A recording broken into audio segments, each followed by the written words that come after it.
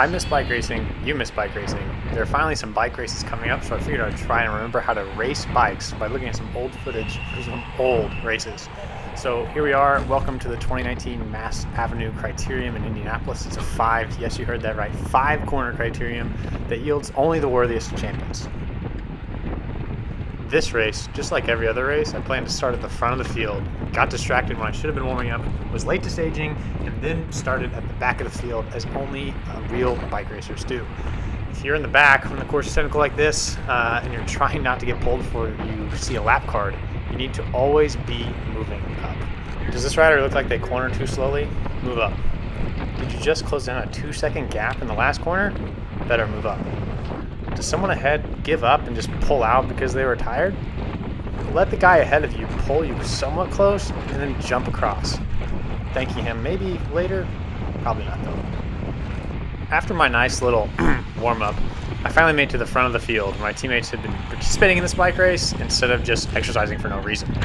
After I take a couple of laps recovery, I see an attack go up the road here, and the telltale sign of the field spreading out, slowing down. So here I am, I'm looking for a gap to go. I carry some momentum across.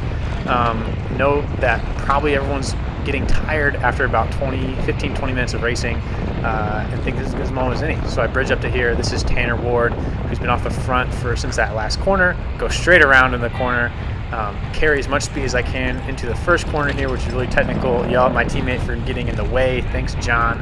And then we're off to the races. This is a huge mistake I see a lot of racers do in moments like this. So you'll get a small gap with a group of riders in front of the peloton and then think, okay, I need to ride for the breakaway, and they immediately start riding at what they would consider a sustainable pace. In this race, 60 minutes left of this breakaway. That's probably the best way to get fast track straight back into the field and be on the receiving end of a lovely counterattack that you'll probably miss out on. Instead, get your gap, start riding as hard as possible like Tanner and I are here, and build that gap as much as you can. The first 5-10 minutes of a winning break are probably the hardest of the entire race. Of course, you should always be aware of what's going on behind you, and about 5 minutes after Tanner and I have gotten our little gap over the field, we get joined by this lovely group of 3 riders and quickly realize that it's my teammates, Ben and Steve, and Tanner's teammate, Johnny. There aren't any other teams here, so this maybe could have been a bad makeup for a breakaway with probably 3 or so big teams left back in the field.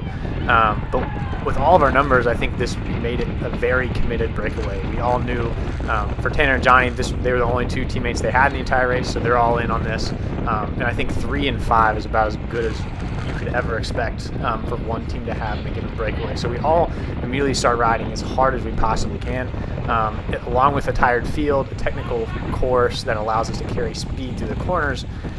We quickly get a gap that we realize is pretty much this is going to be the winning breakaway, and so we start thinking about how we can set ourselves up for the win. As I mentioned, in a breakaway like this, on a course like this, one of the reasons you're able to build a gap and be successful as a breakaway is the time you're pulling out over the field every single corner. Let's look at the differences here in a couple of the apexes that we're carrying versus what I was doing in the field earlier in the race. As you can see here, through corner 1, which is probably the hardest one on the course, we're carrying 3 or so miles per hour faster over that corner, which is going to then carry on to this whole straight here. We're having to use less energy on the straights. We're carrying more speed and also working together efficiently. As you can see here, you'll also notice where we're pulling off relative to the corners and everything like this. I'll pull through this corner at 28 or so, 29 miles per hour as opposed to 27 before. I'll get us into this next straight, but then we'll generally swing off on the outside of the corner, carrying all of your speed, and then being able to slot back into the end of the group without having to really slow down. If you pull off in the straights, generally you're going to be slowing down a lot more because the group that is passing you is going to be pedaling, continuing to go 30 or so miles per hour, and you're slowing down to go back, but then you have to re-accelerate back to 30 or so miles an hour. And I think that is probably the hardest effort you can do in a breakaway. That's kind of what Ben's going to have to do here. He's going to have to accelerate to get back onto my wheel. And so if you can avoid doing that, you're saving yourself all these little micro accelerations you have to do over the course of the race, which end up making you a lot fresher for the last couple of laps when you're going to need it. Okay, skipping ahead, 4 laps to go. This is where you make the money. We have numbers here. 3 versus 2, that's pretty much as good as it is going to get. We want to use those numbers to our advantage. So we're going to start attacking here. Now we've established a consistent gap over the field. We want to see riders make the other 2 competitors work. And that's exactly what Steve does here. Hits it right before the corner. Great time to attack. Immediately gets a gap. I'm on the front, so I'm slowing us down. And we're going to make everyone else respond and hopefully save a lot of energy. I'm thinking I'm probably the better of the sprinters that are left in this group.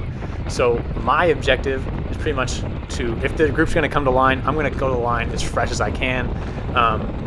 And I think Steve and Ben are really going to utilize their strengths in making attacks with 4 to 3 to 2 laps to go, and hopefully we can get a group with better numbers here. You can see Tanner and Johnny, they have the other 2 riders from the other team have pulled us back to Steve. We have a bit of a slowdown. Ben immediately is going to attack here and counter that. Just continue to keep on the pressure so that we are always in the upper hand. Here we are a couple of seconds later. Tanner manages to bring back Ben's attack. He slowly reels us in. You can see he kind of keeps the pace up. We do have a bit of a slowdown here, and this is a good spot for a counterattack, but Tanner's privy to it. He's looking around. He's waiting to see who's going to go next. I'm thinking if I were not confident in my sprint, I think this would be about a great time to go right into this corner here. But I go ahead and wait because I think I need to basically secure, if we all come together, line together, I want to be as fresh as possible to make sure that we get the win as a team. Steve goes ahead and takes another attack here to see if we can break it up. Ben, you can see him testing out to see how tired Tanner is. We're all trying to suss out exactly where everyone is and form in the time. We start to let the gap go to Steve and Johnny up ahead. I go ahead and try and jump Tanner to see, can I get a little gap here? Can we get some better numbers, 2v1 instead of 3v2? You're trying to find little balances and basically get rid of one of your competitors if you can. But again, we're all here together. Tanner actually has a great moment to counterattack and see if he can put us on the back foot. We're at 1.5 laps to go at this point, about to come around for the bell. But really what he does is put his teammate into trouble here. I consider, do I need to go around Johnny? We're going 32 miles an hour to the corner. I figure, we're all coming to line together. It's looking pretty much like it's going to be a bunch sprint or a small group sprint at this point. So I'm sitting in the best spot I can be. I'm 5 to go. I'm on 5th wheel. Going to come around for 1 to go. We have a long finish straight here. That's something you want to keep in mind. You've done this course 40 times this today. So beforehand, you want to be understanding of where's the wind direction coming from, how long ahead is this start-finish straight. In this case, it's very long, slight tailwind, so you can, but you still can definitely go way too early. We just come out of last corner and we're still not even to the finish line yet. So I'm thinking I want to have someone sprinting in front of me for at least a couple of seconds to give me a bit of a lead out, and then I can come around late as people start to tire here. It's also been a long day in the breakaway. I'm feeling relatively good, so let's go ahead and hit it. So here we go. We got Ben is on the front of this group, and then you have Tanner, and then Steve, Johnny, and then me. Ben hits it again through the first corner. Speed super high here. Looks like Johnny might be getting dropped. Right here I consider swinging out. Maybe do I need to close the gap or not? Keeping that long start finish straight in mind, I think Johnny's probably got the better sprint of the 2 of them, so I'm going to stay on his wheel. We have 1 or 2 corners to go. Ben slows up here. This would be a great time to attack. This is what Steve does. I see him go on the outside. Johnny and I take the inside. And it's pretty much all about how much speed can you carry through this last corner and not going too early. Do not sprint too early. You can see Johnny takes the inside line right away. Starts to launch the sprint right out of the gate. I kind of get forced into having to go. I'm not sure where Tanner is. I'm sprinting. I look behind me. I notice that Tanner is long in the distance. Now I'm just racing my teammate Steve, and there we go. That's how you win a bike race, straight out of the breakaway. This is pretty much just closing the deal. We really won this race, getting 3 into the breakaway and establishing that move early on. And really, all that was left for me to do was make sure I conserved energy.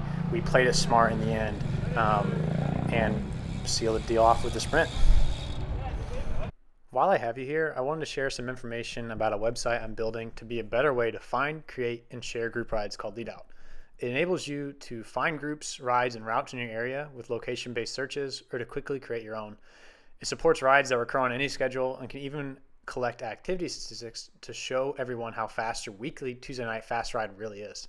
You can upload a route for any ride or create custom route points for things like store stops or town line sprints, and even discuss the ride before and after it happens with your attendees in the event-based discussion feature. LeadOut integrates with Strava and Map My Ride, so you can quickly import your routes from those platforms. LeadOut is completely free to use and able to be added to the home screen of any device like a mobile app. As COVID vaccinations increase and it becomes safe in your area to begin riding or racing, I'd love for you to check it out and use LeadOut to share your rides with the groups around you. You can access it at leadoutapp.com, or I've posted a link in the description.